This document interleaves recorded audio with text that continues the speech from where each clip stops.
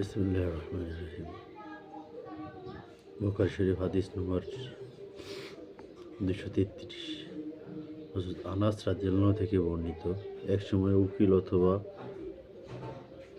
ওবায়না গোত্রের কিছু লোক মদিনায় আগমন করল।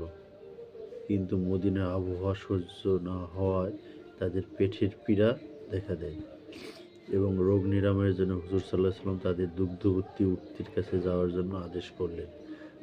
তাদেরকে আরও আদেশ করলেন যেন তারা সেগুলো দুধ ও প্রস্রাব পান করে।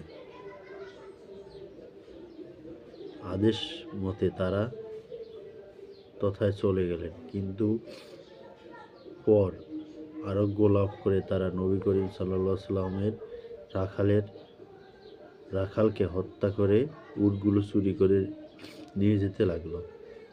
ভোরে ভোরে হুজুর সাল্লাল্লাহু আলাইহি ওয়াসাল্লামের নিকট খবর পৌঁছলে তিনি তাদের পিছনে একদল সাহাবা পাঠালেন। সাহাবাগণ তাদেরকে পাকড়াও করে দ্বিপ্রহরের সময় হুজুর সাল্লাল্লাহু আলাইহি ওয়াসাল্লাম এর খেদমতে নিয়ে আসলেন।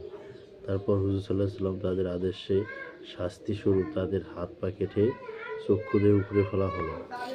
তারপর তাদেরকে উত্তপ্ত বালু অথবা হাব্বাহ নামক স্থানে ফেলে রাখা হলো। তারপর পিপাসায় কাতর হয়ে পানি চাইলেও তাকে পানি দেওয়া হয়নি।